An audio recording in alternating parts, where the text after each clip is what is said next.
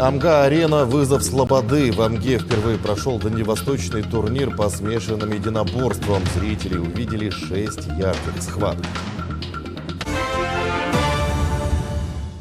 Амга-арена «Вызов Слободы». В Амге впервые прошел дальневосточный турнир по смешанным единоборствам. Всего в карт вошло 6 боев. Спортсмены из клуба «Саха Рестлинг ММА», клуба «Триумф ММА» Якутска, а также бойцы лиги МФП Хабаровска, Благовещенска и Владивостока показали яркие и зрелищные поединки. Особое внимание болельщиков было приковано к выступлению амгинских бойцов Вадима Неустроева, Афанасия Старостина, Петра Уварова и Алексея Прокопьева. А главной встречей стал поединок Алексея Прокопьева против Георгия Саади из Владивостока. В этом поединке Георгий поймал соперника на удушающий прием.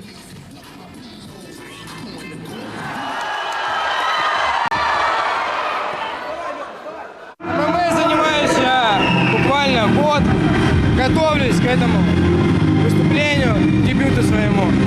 Буквально около года. Все время не получалось выйти, так как я дебютант, мало кто принимал мои вызова. Хотел меня брать в лигу, подраться. Но вот, удачи на моей стороне не было. Я не ожидал, что будет так круто. Я понимал, что еду в небольшой населенный пункт.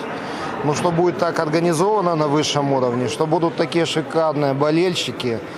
Я таких болельщиков давно не видел, я получил удовольствие. И бои. Мне кажется, бои получились. Обидно, конечно, что проиграли в последних боях местные ребята, но это спорт, это реальный спорт, так бывает.